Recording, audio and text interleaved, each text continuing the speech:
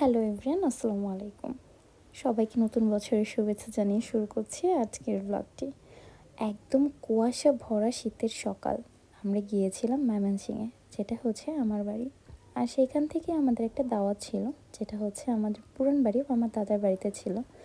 তো একদম সকালবেলা উঠে সবাই রেডি টেডি হয়ে হালকা রোদের মধ্যে আমরা হেঁটে হেঁটে চলে যাচ্ছিলাম। আর যেহেতু বাহিরে রোদ ছিল, তাই আমরা প্রেফার করেছিলাম সবাই একসাথে বসে বাহিরেই আমরা লাঞ্চটা করব। তো যেই কথা সেই কাজ, আমরা সবাই হচ্ছে রেডি রেডি হয়ে খাবারের জন্য ওয়েট করছিলাম, আর খাবারগুলো দেওয়া হচ্ছিল। আর শীতের মধ্যে এত ফ্রেশ ফ্রেশ সবজি গ্রামে পাওয়া যায়, সাথে যদি থাকে এই রকম একদম নিজের ক্ষেতের চালের পোলাও, তাহলে আর কি লাগে। আর এটার সাথে ছিল একদম দেশি মুরগি, মুরগি না অ্যাকচুয়ালি মোরগ। আর এই আলুটা হচ্ছে আমাদের ময়মনসিংহের খুবই ফেমাস আলু, যেটা ঢাকাতে সচরাচর পাওয়া যায় না, সাদা লাল আলু।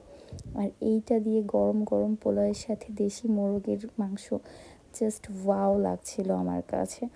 আর তারপরে নিয়ে নিয়েছিলাম গরুর কলিজা, ফুসফুস আর সিনা একসাথে করে ভুনা। এটা যা ভালো লেগেছিল না। এই দুটো আইটেম ট্রাই করার পরে আমি একদম ধোয়া ওঠা গরম ভাতে ট্রাই করছিলাম টাকি মাছের ভর্তা।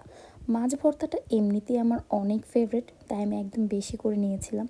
এই মাছ ভর্তা হলে তো আমার এক প্লেট ভাত আমি এভাবেই খেয়ে ফেলতে পারি, অন্য কোনো আইটেমের প্রয়োজনই পড়বে না। জাস্ট গরম ধোয়া ওঠা ভাত আর একদম পুকুরের মাছের ভর্তা। সাথে ছিল সেম গ্রামের টক টক টমেটো, আর হচ্ছে একদম পুকুরের যে শিং মাছ হয় সেটার সাথে একটা গ্রেভি টাইপ করেছিল, যেটাও খেতে জাস্ট ওয়াও ছিল।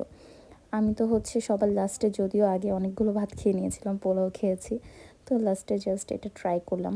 অল্প একটু হচ্ছে পোলাও দিয়ে টমেটো আর হচ্ছে মাছ মেখে জাস্ট খেলাম।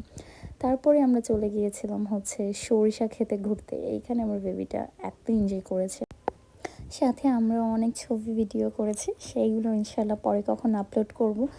আর গ্রামের পরিবেশগুলো এত ভালো ছিল। যাই হোক, সবাই ভালো থাকবেন, সুস্থ থাকবেন। আল্লাহ হাফেজ। সবার বছর ভালো